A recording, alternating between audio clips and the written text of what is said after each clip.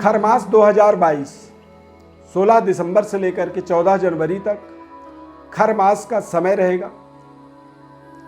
सूर्य देव जब धनु राशि गोचर करते हैं या फिर मीन राशि गोचर करते हैं, यानी कि बृहस्पति की राशि में सूर्य देव का जब गोचर होता है तो उसे खरमास माना जाता है।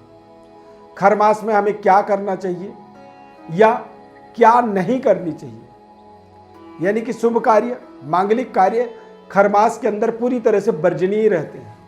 विवाह, उपनयन, गृह प्रवेश इत्यादि इस समय अवधि में किसी भी तरह से नहीं करनी चाहिए। शास्त्रोक्त विधि से यदि देखा जाए तो ये वर्जनीय होते हैं। खरमास में आत्म चिंतन करने का ये महीना माना जाता है, यानी कि हमें अपनी दैवी शक्ति संपन्नता, हमारे इष्ट देव की सिद्धि का एक विशेष समय से माना जाता है। इस समय अवधि में यदि कोई यज्ञ अनुष्ठान को हम अपने जीवन में जोड़ते हैं तो वो हमारे लिए विशेष महत्वपूर्ण होता है। अन्य महीनों के हिसाब से जब आप खरमास में कोई यज्ञ अनुष्ठान करते हैं तो उसका फल कई गुना ज़्यादा हमें प्राप्त होता है। इसीलिए शास्त्रों में इस महीने को या सूर्य के धनु राशि गोचर के समय को खरमास माना गया और खरमास में केवल स्वयं के ब्रह्म वर्चस्व की जागृति के लिए यज्ञ अनुष्ठान, धर्म कार्य, गंगा स्नान, तीर्थ यात्रा इत्यादि का एक विशेष महत्व बताया गया है। इस समय अवधि में जब धनु राशि में सूर्य देव का गोचर होता है तो सूर्य देव की जो रफ्तार होती है वो धीमी पड़ जाती है और सूर्य बल जब हमारे जीवन में कमजोर हो जाए तो ऐसे समय में हमारे जीवन के महत्वपूर्ण जो संस्कार होते हैं, यदि उन संस्कारों को संपन्न कर दिया जाए तो निश्चित रूप से वो संस्कार हमारे जीवन में कभी भी संपूर्ण फलदायी नहीं हो सकते हैं। इसीलिए विवाह इत्यादि कार्य को इस पूरे खरमास के समय अवधि के अंदर वर्जनीय माना गया है। आप देखेंगे कि इस समय अवधि में दुनिया में कहीं भी विवाह कार्य संपन्न नहीं किए जाते हैं। इसका केवल एक यही कारण है, सूर्य बल, गुरु बल और चंद्र बल, इन तीनों बलों का हमारे जीवन में, हमारे जीवन के महत्वपूर्ण कार्यों की पूर्णता के लिए एक विशेष महत्व दिया जाता है। क्रमेण भाग्योदयमर्थ हानिम जयम भयं शोकमतो मरोगताश्च सुखान्य निष्टम गदमिष्ट सिद्धिम चंद्र प्रददाति। इस तरह से चंद्रमा हमें हमारे जीवन में फल देता है। सूर्य का धनु राशि गोचर होने से, सूर्य की निर्बलता से हम यदि कोई शुभ मंगल कार्य अपने जीवन में करते हैं तो उससे वो हमारा जीवन का किया हुआ कार्य एक तरह से कमजोर हो जाता है। कोई फल यदि समय से पहले ही पक जाए तो उसमें वो स्वाद नहीं होता है जो पूरा समय लेने के बाद फल पकता है। तो इसी वजह से इस समय अवधि का ज़्यादा से ज़्यादा इस समय में शुभ मंगल कार्यों से, गृह प्रवेश से, कोई बड़े अपने जीवन के व्यापारिक प्रतिष्ठान के शुभारंभ से अपने आप को बचाना चाहिए। आपको इस समय अवधि में यज्ञ अनुष्ठान, जप तप कार्य, गंगा स्नान इत्यादि का विशेष महत्व आपके जीवन में पाया जाता है। जब सूर्य मेष राशि धनु राशि में गोचर करेंगे तो मेष राशि वाले जातकों के लिए भाग्योदय, अपने धर्म कार्यों के अंदर आपकी जो रुचि बढ़ेगी उससे आपके जीवन में आपके पिता की एनर्जी, ऊर्जा की ताकत आपके जीवन में बढ़ेगा। पैतृक विरासत की विस्तार होगी और भाग्य का उदय का एक समय इसे आप मान सकते हैं। वृषभ राशि वाले जातकों के लिए यदि देखा जाए तो कहीं ना कहीं आपके जीवन में यदि इस समय में कोई भी मंगल कार्य होता है तो उससे वो जीवन के अंदर वो एक बेहद नकारात्मक परिणाम की प्राप्ति करवाता है। इसीलिए इस समय में केवल आपको धर्म कार्य, जो कार्य पहले से चल रहे हैं उन कार्यों को यथावत चलाना चाहिए आपको, और पारिवारिक तथा व्यापारिक जिम्मेदारियों को पूरी ईमानदारी से अपने जीवन में निभाना चाहिए। कोई नए प्रोजेक्ट की शुरुआत करने से अपने आप को बचाना चाहिए। मिथुन राशि, मिथुन राशि वाले जातकों के लिए ये समय बेहद शानदार रहेगा। इस समय अवधि में आप अपने जीवन के अपनी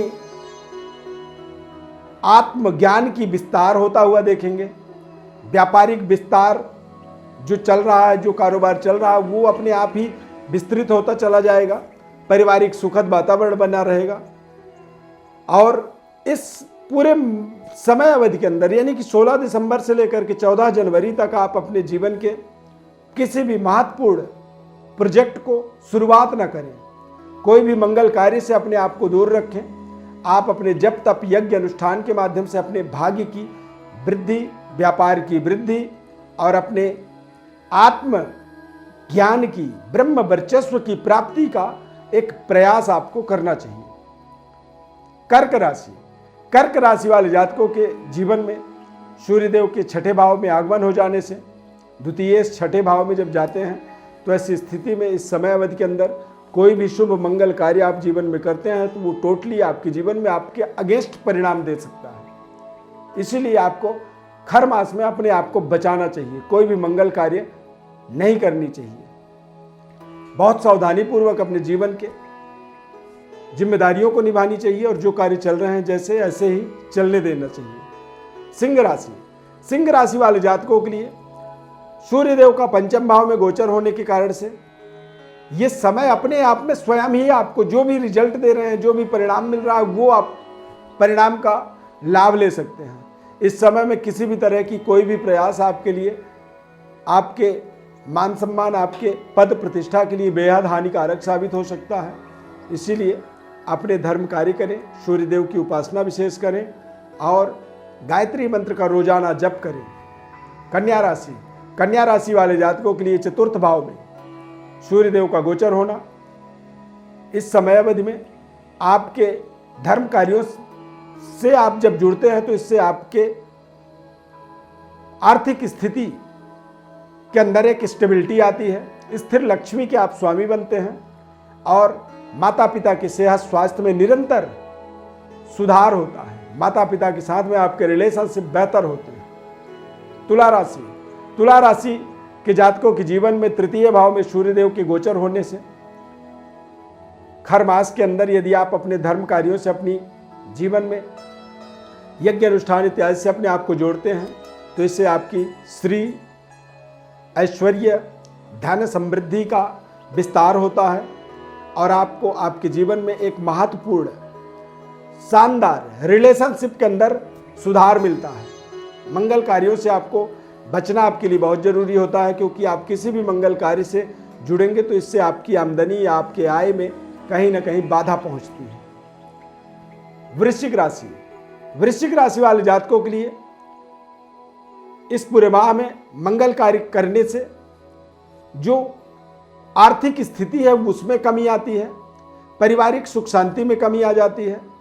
यदि आप इस पूरे माह में आप धर्म कार्यों से, यज्ञ अनुष्ठान से, अपने इष्टदेव के पूजन से, इष्टदेव के मंत्र जप से आप जब अपने ब्रह्म वर्चस्व की जागृति करते हैं तो इससे आपको पारिवारिक सुखद एनवायरनमेंट, आर्थिक स्थिति यथावत बना रहता है और बेहतर इंक्रीमेंट होता है। परंतु धर्म कार्यों में जब आप जुड़ते हैं तब धनु राशि वाले जातकों के लिए सूर्यदेव का ये जो गोचर होता है, ये यदि आप कोई मांगलिक कार्य करते हैं तो इससे मानसिक संतप्तता बनती है। अपने ही किए हुए मंगल कार्यों में आपको पश्चाताप जीवन में बन जाता है और वो आपके जीवन के लिए एक तरह से एक बहुत बड़ी दोषारोपण का कारण बनता है। इसीलिए आपको इस पूरे खरमास के अंदर किसी भी बड़े कार्य की जिम्मेदारी लेने से बचना चाहिए। धर्म कार्य करें, सूर्यदेव की उपासना करें, इससे आपकी मान सम्मान पद प्रतिष्ठा का विस्तार होगा।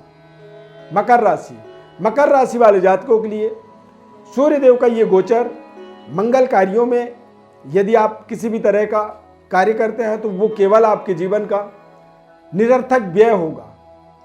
धर्म कार्यों से आप अपने बड़े से बड़े खर्चे को भी संतुलित बना सकते हैं, उस पर कंट्रोल कर सकते हैं और आप अपने ब्रह्म वर्चस्व की जागृति भी कर सकते हैं। अपने इष्ट देव के पूजन को, अपने इष्ट देव के मंत्र के जप के माध्यम से आप अपने तमाम तरह के बिगड़े हुए कार्यों को भी बना सकते हैं। मंगल कार्यों से आपको विशेष परहेज रखना ही होगा, क्योंकि मकर राशि वाले जातकों के लिए अष्टमेश सूर्य का द्वादश भाव में गोचर होना ये बेहद विषम और विपरीत परिस्थिति उत्पन्न करता है।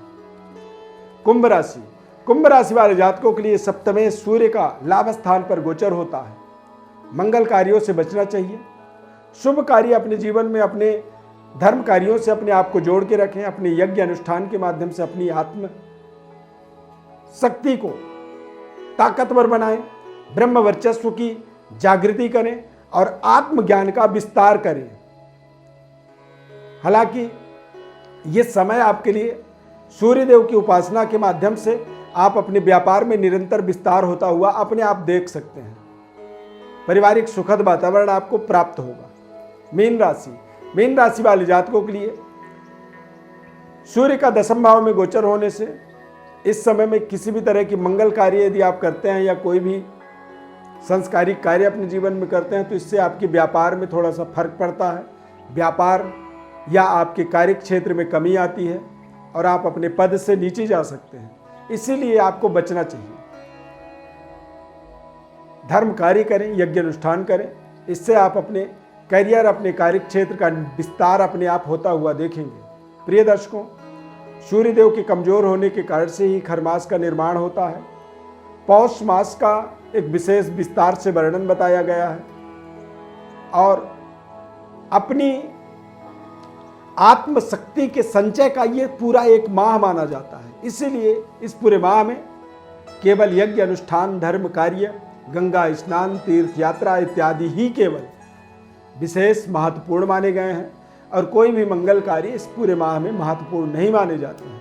सूर्य के निर्बल हो जाने के कारण से ही इसका परहेज आपको करना चाहिए। हमारा प्रयास आपको जागरूकता, आपको जागृत करने के लिए, आपको आपके जीवन में एक नई ज्ञान की प्राप्ति के लिए ये कार्यक्रम आप तक पहुंचा रहे हैं। हमारा कोई प्रयोजन आपको डराना या किसी तरह का कोई इसका निगेटिव इम्पैक्ट आपके जीवन में बताना मकसद नहीं था। 30 सालों का ये अनुभव है, हमने देखा है कि इस समय में कोई भी शुभ कार्य जब होता है तो जीवन में निश्चित रूप से उसके नकारात्मक परिणाम पड़ते हैं।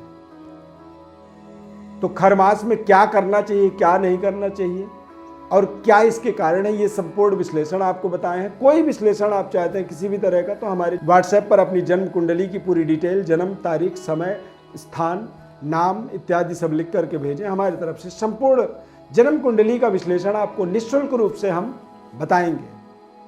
हमारे इस खास कार्यक्रम में बहुत बहुत धन्यवाद। जय माता दी। चैनल को सब्सक्राइब जरूर करें। आप फेसबुक पेज में देख रहे हैं तो पेज को फॉलो जरूर करें। बहुत बहुत धन्यवाद।